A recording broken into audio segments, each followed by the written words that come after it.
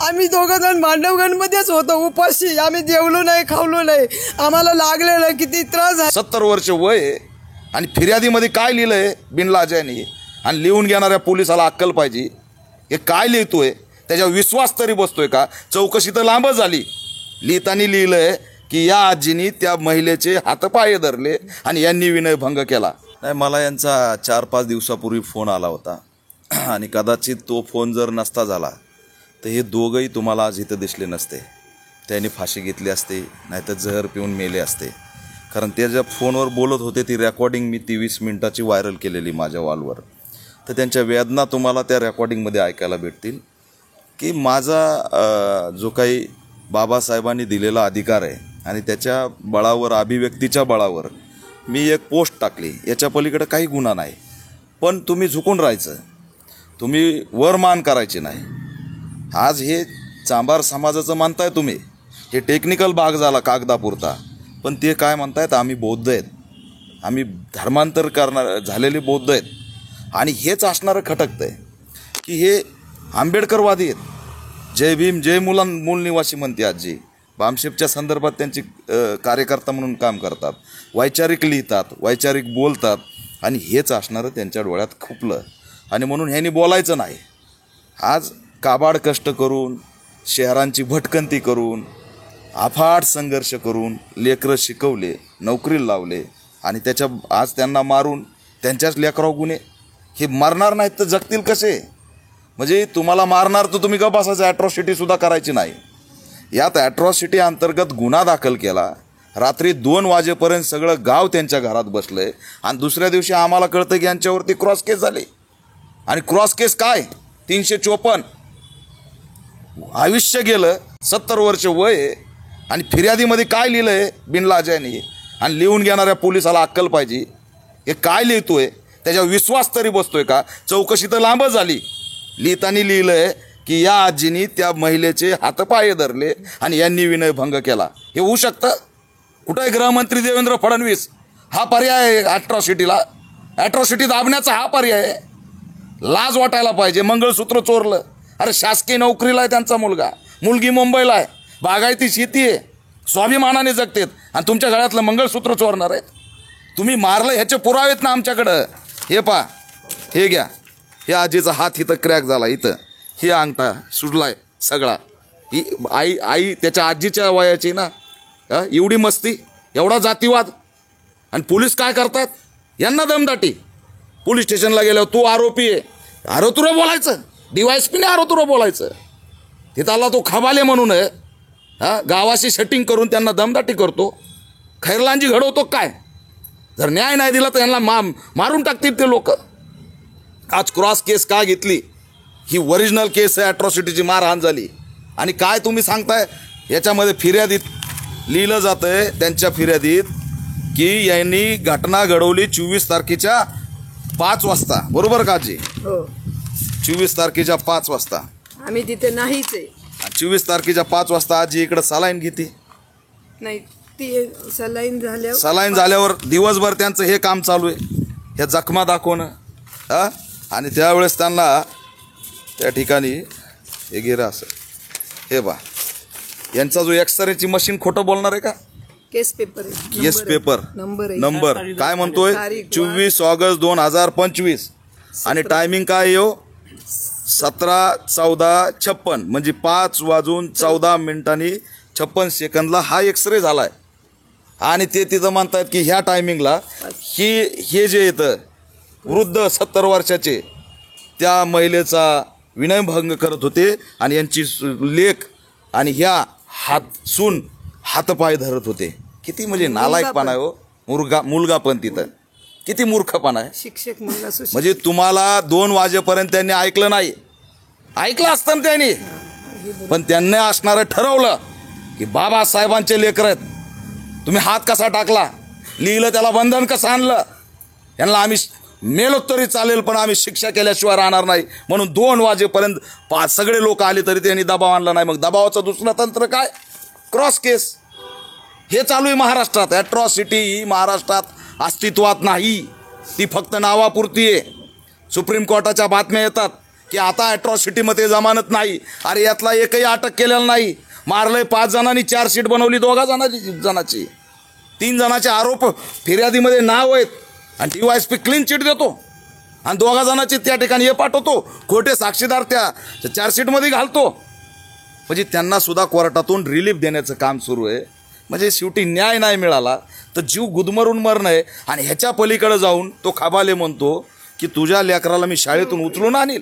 म्हणजे एक प्रतिष्ठित शिक्षक, आयुष्यभरात एक NC नाही, कुणाला तुझ्या आईला मानला नाही, आईबापाच्या संस्कारात जगलेला आमचा पोरगा, शिक्षण घेतलेला पोरगा, आणि तुम्ही त्याला म्हणताय की तुला शाळेतून मारत मारत पोलीस स्टेशनला आणील.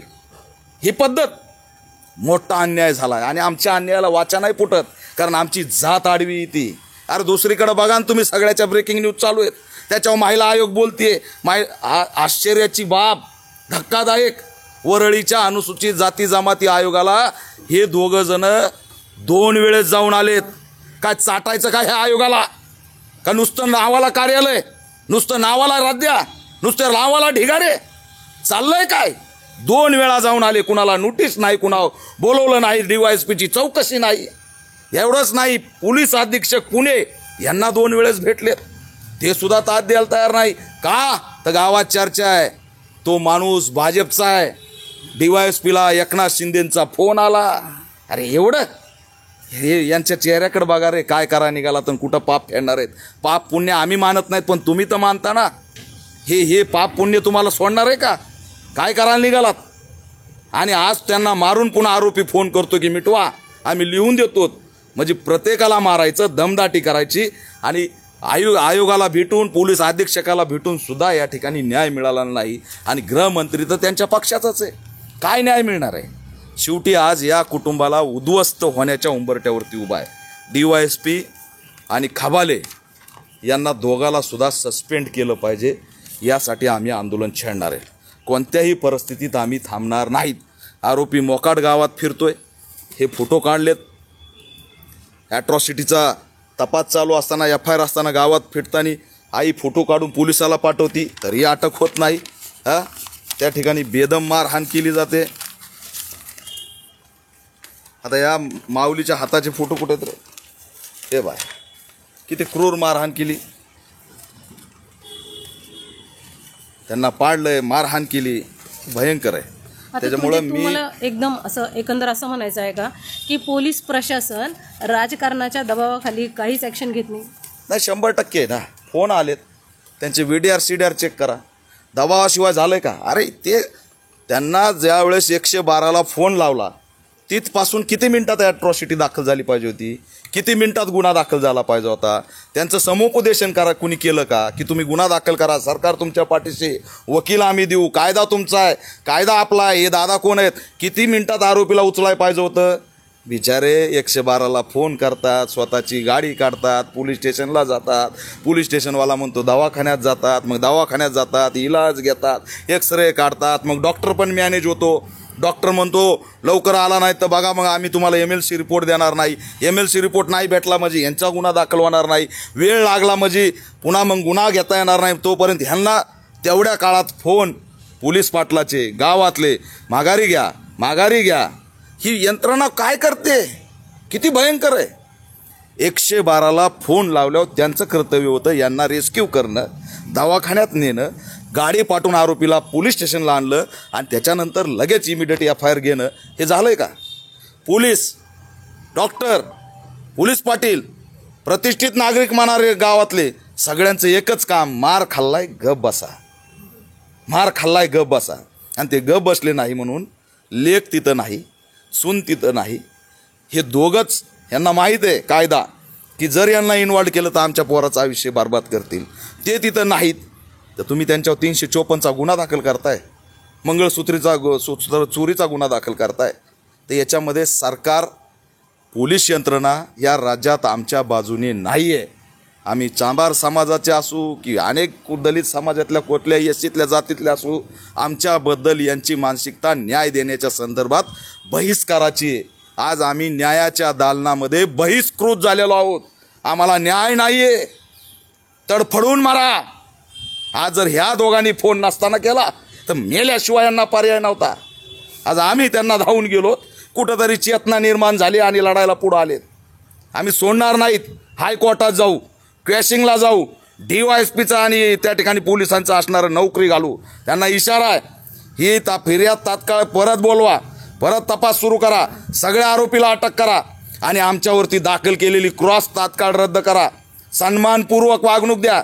आज पुण्याला आलेत, रोज खेट्या मारतात, ट्रेननी जातात, बसनी जातात, जे मिळेल त्याने जातात. ह्यांना उद्या कोणी मारून टाकलं तर कोण जबाबदार आहे? त्यांना पोलीस संरक्षण, ॲट्रॉसिटीमध्ये पोलिसांच्या संरक्षणाची तरतूद आहे ना. कुठे आहे संरक्षण? एक दिवस तरी पोलीस दिला का तुमच्या संरक्षणाला? गावात दोघंच राहतात. स्वाभिमानाने राहणं हा आमचा गुन्हा आहे. जय मूलनिवासी जय भीम म्हणणं हा आमचा गुन्हा आहे. हे धक्कादायक आहे. याची दखल महिला आयोगाचं तर काय बोलू शकत नाही, कारण दलितांच्या महिला कुठं त्यांना महिला वाटतं. आम्ही या घटनेला मोठी वाचा फोडली. आम्ही लवकरच जर पुन्हा एकदा याचा तपास सुरू नाही झाला तर आम्ही जिल्हाधिकारी कार्यालयावरती आंदोलन सुरू करून राज्यव्यापी आंदोलन छेडणार. याच्यामध्ये पोलिसांनी जो त्रास दिलाय तो आम्ही सहन करणार नाहीत. SP-नी तात्काळ दखल घेऊन या खबालीची चौकशी करावी. यांनी किती पैसे घेतले, फिर्यादीकडून काय काय लूटमार केली, त्या याच्याकडून आरोपीकडून काय काय केलं, या वृद्ध व्यक्तीला धमकी कसं काय दिली, तुझी अंगठी मोबाईल काढतो, त्याला धरून आणतो, खोटी केस कसं काय दाखल केली, याबद्दल SP-नी तात्काळ दखल घ्यावी. अन्यथा आम्ही आंदोलन या ठिकाणी सुरू करणार आणि कोणत्याही परिस्थितीत न्याय देणार. न्याय दिल्याशिवाय शांत बसणार नाहीत. आणि जर का याच्यात लवकर भूमिका घेतली नाही तर शिरूरमध्ये सुद्धा मोर्चा काढून त्या ठिकाणी उत्तर दिल्याशिवाय राहणार नाहीत. आणि जातीवाद्यांना सुद्धा या ठिकाणी इशारा आहे की या जर अशा आईवडिलांना तुम्ही मारत असाल आणि त्याला जर शौर्य समजत असाल तर तुमच्या जिंदगानीवर दुसरं काही म्हणू शकत नाही. जय भीम. जय भीम.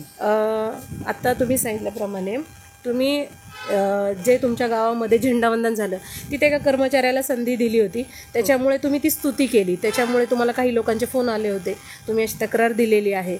आता त्या तक्रारीवरनं तुम्ही आम्हाला काय सांगाल की नक्की प्रकार काय झाला होता? नक्की प्रकार असं झाला की ती पोस्ट टाकलेली त्यांनी वाचली आणि मग त्यांनी सांगितलं की त्याच्यावर 8 दिवसांनी 15 ऑगस्टला आमच्या म्हाताऱ्यांनी पोस्ट टाकली. त्याच्यानंतर 23 ऑगस्टला माजी सरपंचाने आम्हाला फोन करून धमकी दिली. काय नाव आहे माजी सरपंचांचं? अविनाश पवार. त्यांनी आम्हाला धमकी दिली की अशी जर परत पोस्ट टाकशील तर तुला शेवटची वॉर्निंग. मग त्या पोस्ट टाकल्यावर आम्ही घाबरून म्हातारं झोपलं. त्याला BP शुगर आहे. दिवसभर जेवलं नाही, खावलं नाही, झोपून राहिलं. मी म्हणलं काय झालं तर मला सांगितलं पण नाही, अजिबात सांगितलं नाही. मग संध्याकाळी रात्री माझी मुलगी मुंबईला राहते, तिचा फोन आला आणि हे फोनवर बोलताना मी जेवण बनवित होते. आम्ही दोघंच राहतो त्या गावात. जेवण बनवित होते साधारण 8:30 वाजता, 8च्या दरम्यान, 8, 8:15, 8:30. आणि मग म्हाताऱ्याला फोनवर मी ऐकलं की धमकी दिलेली मुलीला म्हाताऱ्याने सांगितलं. आणि मग मी ऐकलं तर मी त्यांना बोलले तुम्हाला कुणी धमकी दिली? तर त्यांनी सांगितलं अविनाश पवारनी. तर मी म्हटलं ते असे धमकी का देऊ शकतात? त्यांचं नाव नाही, वैयक्तिक कोणाचं नाव नाही, ग्रुपवर टाकलेलं आहे, चांगली प्रशंसा केलेली आहे, त्याच्यामध्ये त्याचं नाव नाही, त्याला राग कशाला आला? म्हणून मी म्हटलं मी त्याला विचारते. मी गेले त्यांच्या तिथं. त्याची स्वतःच्या मालकीची शिवशक्ती दूध डेअरी आहे, त्या डेअरीवर मी तिथं तो होता.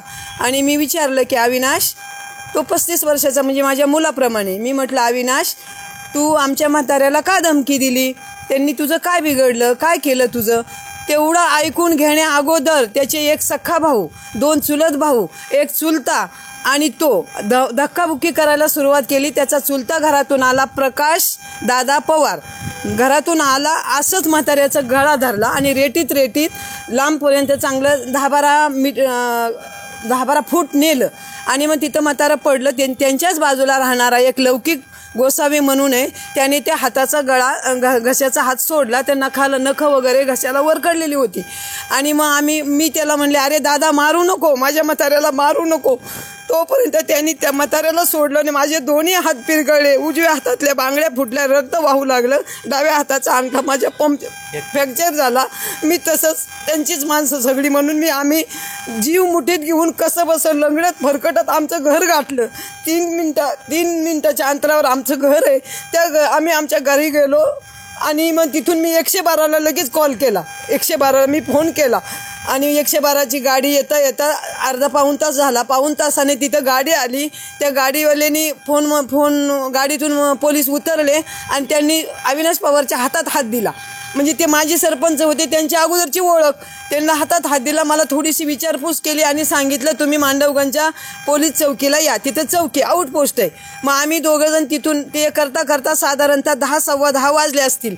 त्याच्यानंतर 10:30ला आम्ही दोघं पोलीस चौकीत गेलो. आउटपोस्ट आहे मांडवगणमध्ये.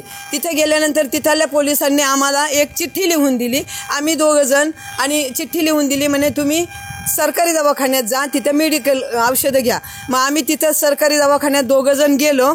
तिथं 10:30 वाजता तिथं डॉक्टर उपलब्ध नव्हते. मग डॉक्टर रात्री 1:30 वाजता आले. तिथं एक सिस्टर होत्या, त्यांनी मला ॲडमिट करून घेतलं आणि तिथंच राहिलो आम्ही रात्री. मग 1:30 वाजता डॉक्टर आल्यावर त्यांनी माझ्या हाताचा फोटो काढून घेतला आणि मला BP तपासला. मला 2 इंजेक्शनं दिली सकाळी, एक सलाईनची बाटली लावली आणि तोपर्यंतच 24 तारीख रविवार लागला. आम्ही रात्री 23 तारखेला गेलेलो, तर 24 तारखेला डॉक्टर परत 1:30 वाजता दुपारी आले. त्यांनी माझी चौकशी केली आणि आमचं सर्टिफिकेट बनवायला घेतलं. मग सर्टिफिकेट आमचं मेडिकल सर्टिफिकेट बनवता 2 सव्वा 2 वाजले. 2:15 वाजता डॉक्टर म्हणाले तुमचं सर्टिफिकेट तयार झालं आहे, आता तुम्ही पोलीस चौकीत पोलिसांना भेटून न्हावऱ्याला सरकारी दवाखान्यात हाताचा एक्सरे काढायला जा. एक संदर्भ चिठ्ठी म्हणून त्यांनी मला टाईम टाकून एक चिठ्ठी दिली, त्याच्यावर टाईम आहे. मग ती चिठ्ठी घेऊन मी मांडवगंजच्या पोलीस चौकीत गेले. तिथे संपत खबाले म्हणून पोलीस होते, त्यांना भेटले. त्यांनी सांगितलं आजी तुम्ही मांडवगंजच्या न्हावऱ्याच्या दवाखान्यात जाऊन सरकारी दवाखान्याचा एक्सरा काढून या. मी तिथून पोलिसांना भेटून 2:15-2:30च्या दरम्यान मी तिथून पोलीस चौकीतून निघाले आणि न्हावऱ्याच्या दिशेने आम्ही दोघंजण गाडीवर स्कूटीवर हळूहळू गेलो. आम्हाला तिथं 2:52ला मी रासाई वडगावमध्ये, 3ला कुरुळीमध्ये, पावणे आणि 2:15ला मी ऊर्जा डेअरीमध्ये. CCTVमध्ये मी प्रत्येक ठिकाणी CCTV काढलेला आहे आणि मी 3:30 वाजता मी बरोबर न्हावऱ्याच्या दवाखान्यात माझ्या CCTVमध्ये तिथे मी आलेली आहे. 3:30ला मी गेले, तोपर्यंत तिथला केस पेपर बंद झाला होता. मग तिथं त्यांनी सांगितलं डॉक्टरांनी, तिथे पोलीस बाई होत्या, त्या म्हणाल्या आता 4 वाजता केस पेपर चालू होणार. मग 4 वाजता मला केस पेपर मिळाला. बाजारचा दिवस असल्यामुळे तिथं फार गर्दी होती. त्यांनी मला रविवार दिवस होता, रविवार दिवस 24 तारीख, बाजार असल्यामुळे गर्दी असल्यामुळे मला वेळ लागला. मला एक्सरा काढायला 5:15 वाजले. 5:14 आणि 56 सेकंद असा माझा एक्सरेवर टाईम आलेला आहे. आणि तिथं मी डॉक्टरांना, तिथं सरोदे म्हणून डॉक्टर आहे दिनेश सरोदे, त्यांना मी भेटले आणि म्हटलं मला हे अर्जंट लागतं आहे. कारण का मला मांडवगंजच्या डॉक्टरने सांगितलं होतं की तुम्ही आता जा आणि 6 वाजेपर्यंत तुम्ही इथं या, कारण 3 दिवस मी रजेवर आहे. 6च्या आत मला येऊन भेटा तर मी भेटणार, नाहीतर मी तुम्हाला भेटणार नाही, मला एक्सरा आणून दाखवा. म्हणून मी त्या डॉक्टरांना रिक्वेस्ट केली की मला कसंही करा पण आत्ताच एक्सरा पाहिजे. मला डॉक्टरांनी सांगितलं आहे लवकर द्या. ते डॉक्टरांनी माझ्याशी हुज्जत घातली, म्हणजे आमची बाचाबाची झाली. दिनेश सरोदे डॉक्टर ते काही माझा एक्सरा देईनात. मी तिथून आमच्या फोनवरून, माझ्या पतीच्या फोनवरून मी त्यांना फोन केला. ज्या डॉक्टरांनी मला पाठवलं होतं त्यांचं फटाले डॉक्टर, त्या फटाले डॉक्टरांना फोन केला. हे 5:30-6च्या दरम्यान, 5:30. मग मी फोन केला की डॉक्टर सर्टिफिकेट माझे देत नाहीत. तर त्यांनी बोलले मग नाही दिले तर या मावशी मला भेटा. मी परत तिथून निघालो आम्ही 5:30 पावणे 6च्या दरम्यान आणि 5:30 वाजले असतील. 5:15ला आमचा एक्सरा मिळाला, एक्सरेचा टायमिंग आहे.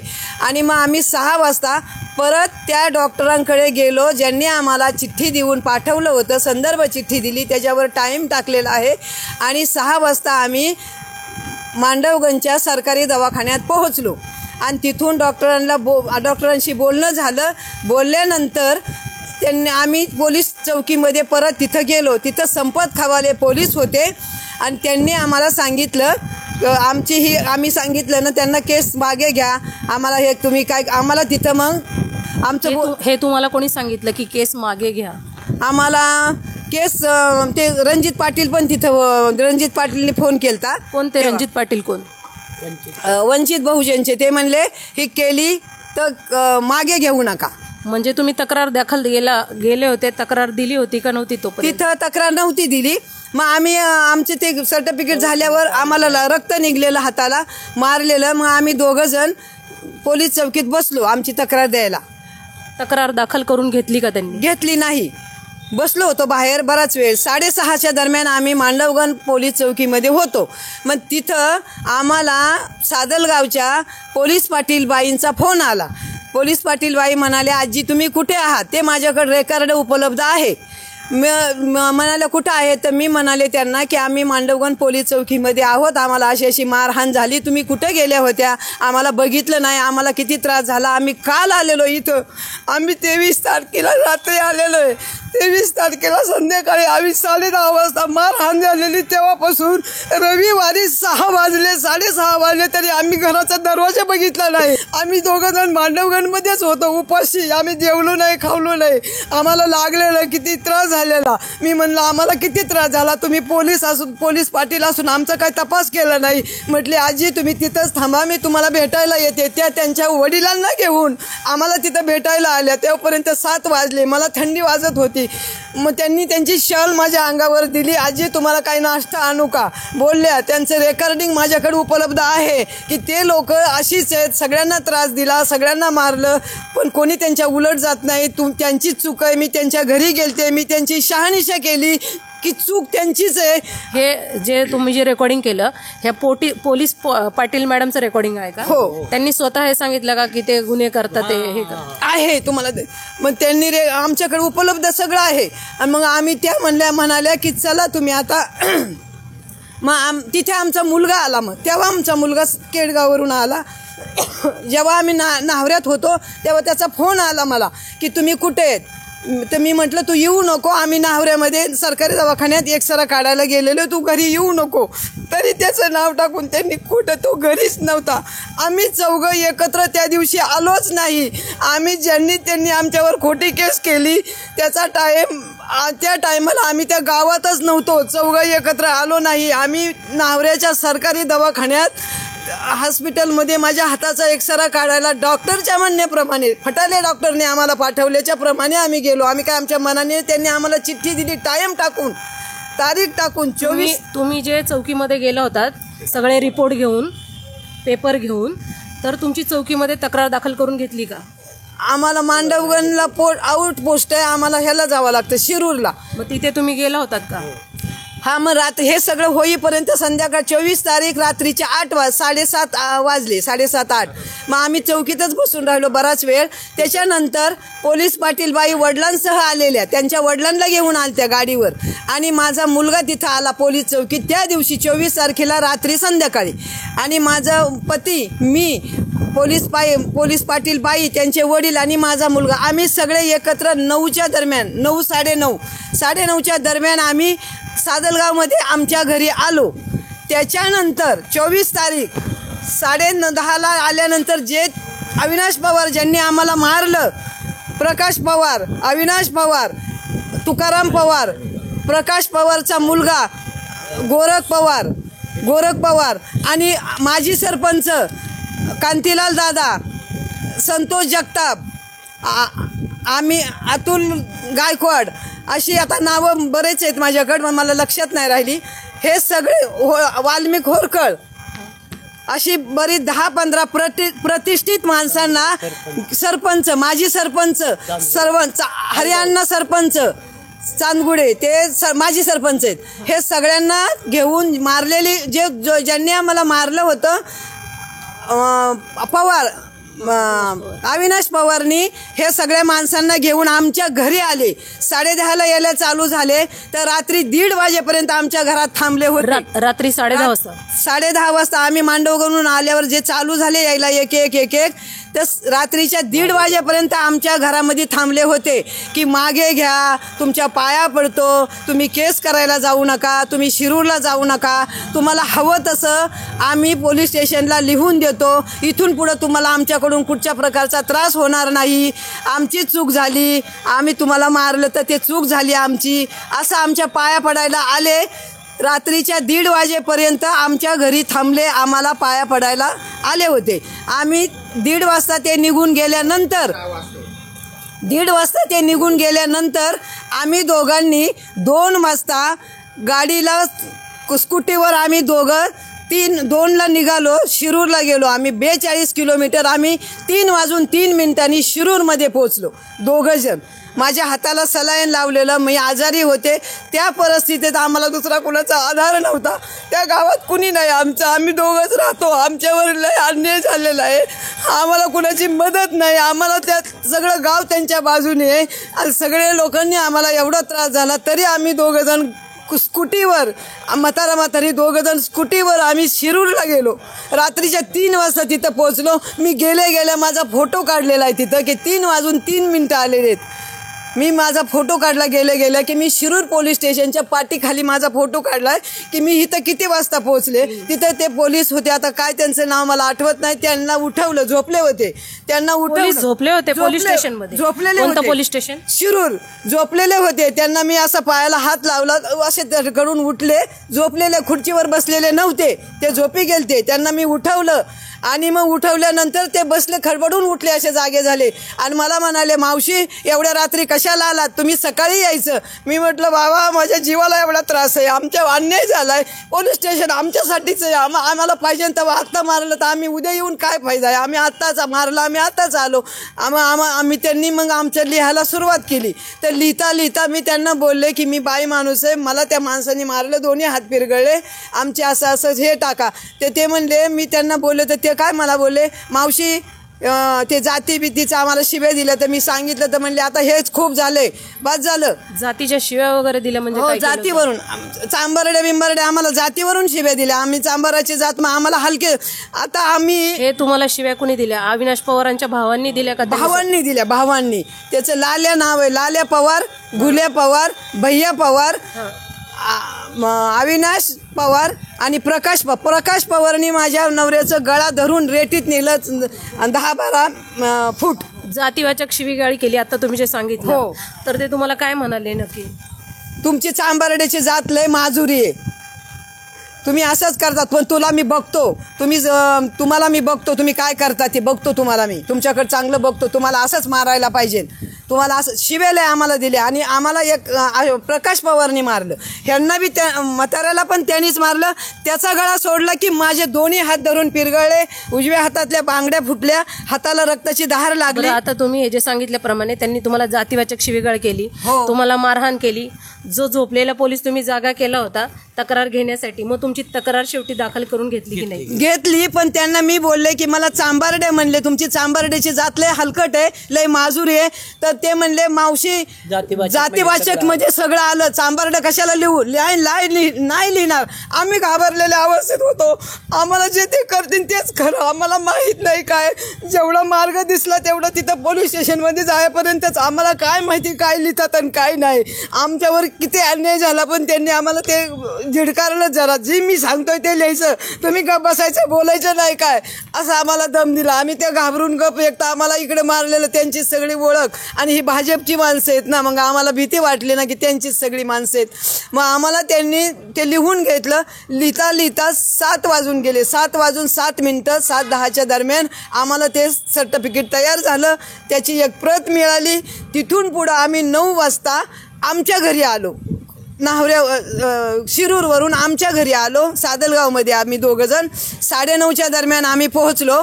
9:30 दरम्यान पोहोचल्यानंतर तोपर्यंत हे रात्री जे माफी मागायला आलेले लोक होते ना, त्यांना हे काही माहीत नाही.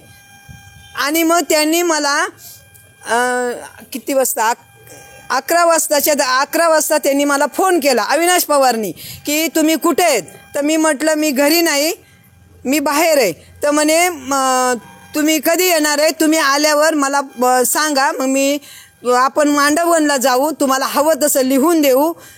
असं सांगितलं मला की तुम्हाला काय पाहिजे ते आम्ही लिहून देतो पोलीस स्टेशनमध्ये, की मागे घ्यायची तक्रार, तुम्ही या. मी आणि माझ्या मुलाला माझ्या अगोदर फोन केलता वाटतं, तेव्हा त्या फोनमध्ये ते रेकॉर्डिंग माझ्याकडे उपलब्ध आहे, फोनचं कॉल रेकॉर्डिंग आहे. काय बोलता की तुम्ही कुठे आहेत. तर मी म्हटलं मी बाहेर आहे.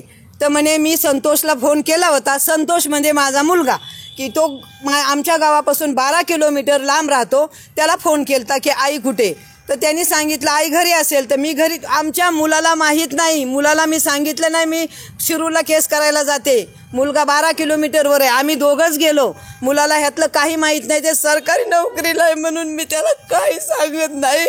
मला लय भीती वाटते की सरकारी नोकरी म्हणतो, म्हणला मला सांगितलं का नाही, माझ्या मुलाला सुद्धा माहीत नाही संघ चाल का काय. आम्ही दवाखान्यात आम्हीच गेलो, शिरूरला पण आम्ही दोघंच गेलो, हे मुलाला कल्पना पण देत नाही आम्ही की आम्हाला भीती वाटते. बरं, आता तुमची तक्रार त्यांनी लिहून घेतलेली आहे, मग ह्या तक्रारीनंतर पोलिसांनी काय ऍक्शन घेतली का? विचारपूस नाही काय नाही, आम्ही गेलो होतो 1-2 वेळा, आम्हाला DYSPनी बोलवलं होतं. क्रॉस केस कशी झाली ते सांगा. क्रॉस केस मग आम्ही ते 24 तारखेला हे 9:30-10 वाजेपर्यंत हा सगळं झालं. हे 25 लागले आता सोमवार, रविवारी आम्ही आलो. सोमवार झाल्यानंतर मग 11 वाजता अविनाश पवारचा आम्हाला फोन आला, मागे घ्या आम्ही लिहून देतो. ते झाल्यानंतर मग आम्ही तिथंच होतो घरी. सोमवारी आमच्या मुलाकडे आलो, आमची तब्येत बरी नसल्यामुळं आम्हाला सलाईन लावलेलं, आमच्या तब्येती मारल्यामुळं आम्हाला बरे नव्हतं वाटत. मी माझ्या मुलाकडे आले केडगावला, आणि मग आम्हाला मंगळवारी खबाले पोलिसांनी बोलून घेतलं 26 तारखेला की तुम्ही इथं या, तुमचे जबाब घ्यायचेत. मग आम्ही काय म्हणले की तुमचा फोटो आणि तुमचं आधार कार्ड, सुनाचं, आमच्या मुलाचं आणि आमच्या दोघांचं, असे 4घांचे आधार कार्ड आणि फोटो घेऊन या आणि तुमचे जबाब घ्यायचेत. आम्हाला पोलीस सांगते तसंच करतो, आम्हाला काय माहिती त्याच्यातलं. आम्ही 26 तारखेला माझा मुलगा, त्याच्या मुलंही छोटी 2, त्याच्या एका मुलाला शाळेत पाठवलं, त्यांनी शाळेची रजा टाकली, आणि एक मुलाला घेऊन आम्ही नातवासह 5 जण पोलीस चौकीत गेलो मांडवगंजच्या. तिथे त्यांनी आमचे जबाब घेतले, आणि आम्हाला जबाब घेतल्यानंतर सांगितलं इकडे या. गेल्यावर सांगितलं की तुमच्यावर अशी केस झालेली आहे. काय सांगितलं ना? खोटी केस झाली. खोटी केस नाही, तुमच्यावरती केस काय झाली ते सांगा. की तुम्ही असं केलेलं आहे की तुम्ही त्यांना मारलं, जाऊन ज्यांनी आम्हाला मारलं त्यांच्या बायकांना तुम्ही रानात जाऊन मारलं, तुमच्या 4घावर अशी केस आहे. ही केस समोरच्या व्यक्तींनी तुमच्यावर केलेली आहे? हो, समोरच्या व्यक्तीने आमच्यावर केस केलेली. आम्हाला खबाले पोलिसांनी सांगितलं, आणि सांगितलं मॅडम मला चक्कर येऊन मी खाली पडले, मला लोकांनी पाणी पाजलं, माझा जीव जातो का राहतो, माझ्या पोराची नोकरी जाईल, मला एवढं मी बेशुद्ध पडले तिथं, मला चक्कर आली. मग त्यांनी सांगितलं तुमच्या पोराला मी कधी उचलून घेऊन जाईन, तुझ्या पोराची नोकरी जाईल. हे तुम्हाला कोणी सांगितलं? पोलिसांनी? संपत खबाले ते म्हणले ह्या केसचे तपास माझ्याकडे आहे. मग ह्यांना म्हणले तुम्ही आरोपी आहे, तुमची अंगठी होती बोटात काढून घेईन, तुमचा फोन काढून घेईन, तुमचं सगळं काढून घेणार आणि तुम्हाला आरोपी करणार, कधीही तुम्हाला उचलून नेईन मी. माझ्या पोराच्या नोकरीचा शब्द ऐकल्यावर माझा तिथं जीव अर्धमेली झाले. मला लय घाबरले. माझ्या पोरांनी मला सावरलं, म्हणलं आई तुझ्यासाठी माझी नोकरी गेली तर जाऊ दे, पण तुला बरं नाही. मला एकदम गहाळ झाले. आम्ही 2 जणांचे एवढे हाल झाले, आम्हाला लय अन्याय झालाय आमच्यावर. तुम्ही ती काय पोस्ट केली होती त्याच्यावरती? मी काय ते फक्त ते सरपंचांनी म्हणजे चांगलं, नवीन सरपंचांनी चांगलं काम केलं म्हणून पोस्ट टाकले की चांगला सरपंच आहे, आपण अंधारात राहून दुसऱ्याला प्रकाश देतो, अशी मी पोस्ट टाकली की चांगली म्हणून. ठीक, कुणाचं नाव नाही, नाव गाव कुणाचंच नाही मी घेतलं. मला काय माहिती असं होईन म्हणून.